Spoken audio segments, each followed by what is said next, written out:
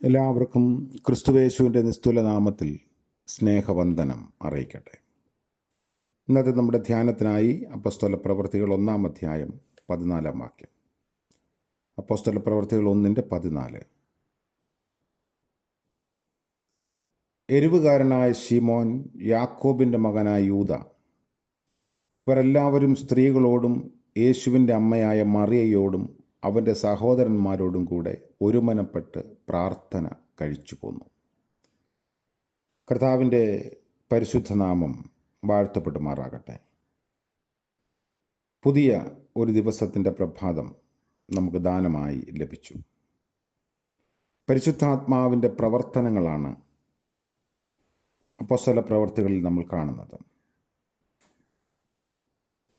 ഒരുമനപ്പെട്ട് പ്രാർത്ഥിച്ചു.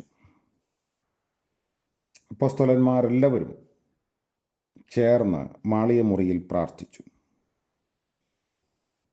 ഒരു മനസ്സ് അല്ലെങ്കിൽ ഐക്യം പരിശുദ്ധാത്മാവിൻ്റെ പ്രവർത്തനത്തിന് ഒഴിച്ചുകൂടാൻ പാടില്ലാത്തതാണ്. കൊരിന്ത്യ ലേഖനത്തിൽ വിശുദ്ധ പൗലോസ് പറഞ്ഞിരിക്കുന്ന പല കൃപാവരങ്ങളും നിന്നുപോകുന്നവയാണ്, പരിമിതികൾ ഉള്ളതാണ്. എന്നാൽ നിന്നു പോകാത്തതും ഉതിർന്നു പോകാത്തതുമായ വരം ഒന്നു മാത്രമാണ്. അതിശ്രേഷ്ഠ വരം എന്നാണ് അതിനെ വിശേഷിപ്പിച്ചിരിക്കുന്നത്. സ്നേഹം. സ്നേഹം ഒരു നാളും ഉതിർന്നു പോകയില്ല. പ്രവചനപരമോ അത് നീങ്ങിപ്പോകും, ഭാഷാപരമോ അത് നിന്നു പോകും, ജ്ഞാനമോ അത് നീങ്ങിപ്പോകും. ഒരു നാളും ഉതിർന്നു പോകാത്തതാണ് സ്നേഹം. അപ്പോൾ സ്നേഹമുണ്ടെങ്കിലേ ഐക്യം ലഭിക്കുകയുള്ളൂ.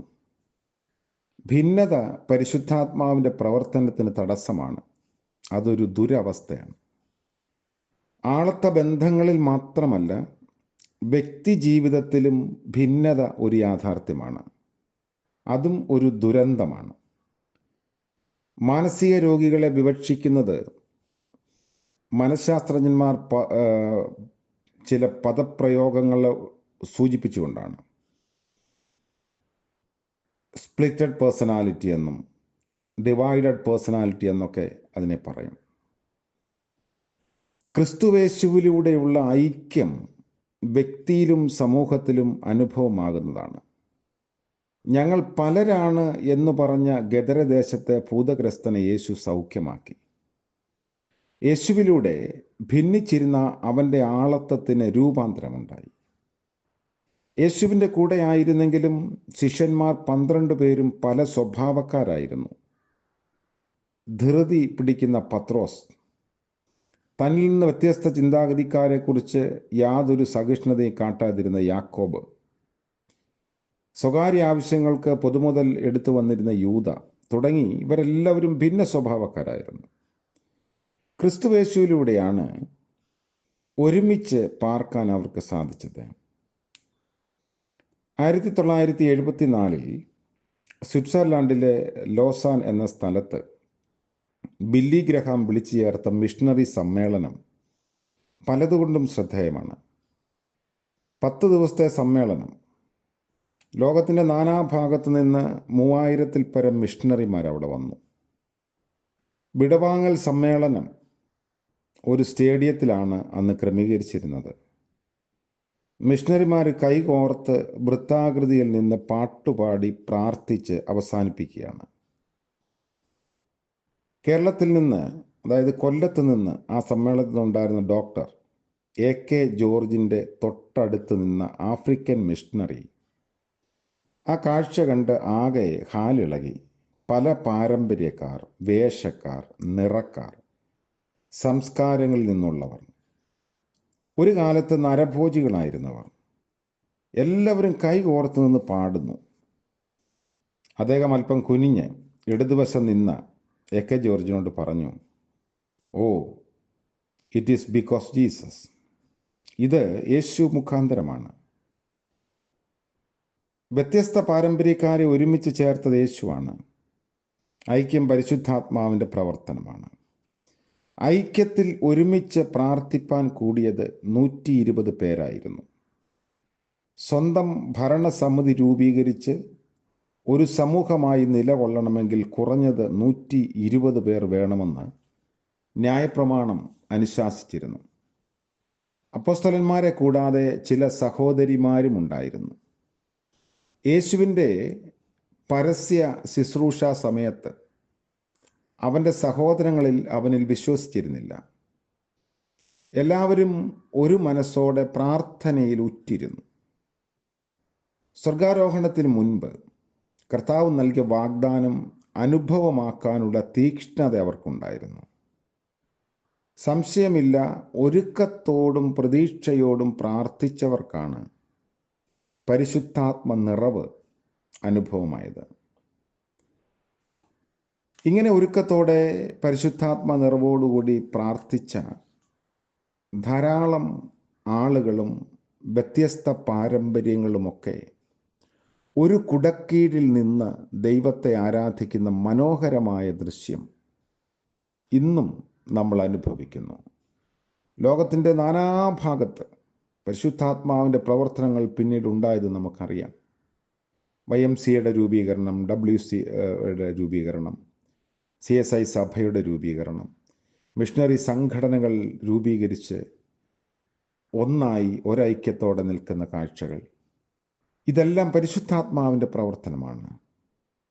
കർത്താവിൻ്റെ മഹാപുരോഹിത പ്രാർത്ഥനയിൽ പറഞ്ഞിരിക്കുന്നത് നാം ഒന്നായിരിക്കുന്നത് പോലെ അവരും ഒന്നാകേണ്ടതിന്.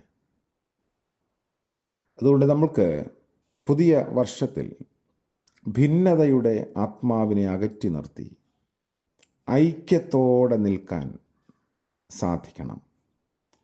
സഹോദരങ്ങൾ അവർ തമ്മിൽ ഐക്യതയില്ലാതെ ജീവിക്കുന്ന ആളുകളുണ്ട്. മാതാപിതാക്കളും കുട്ടികളും കുടുംബ ബന്ധങ്ങളിൽ അകൽച്ച സംഭവിച്ചവരുണ്ട്. സഭകളിൽ ഭിന്നത രൂക്ഷമാകുന്നു. നമുക്ക് പരിശുദ്ധാത്മാവിൻ്റെ പ്രവർത്തനം അനിവാര്യമാണ്.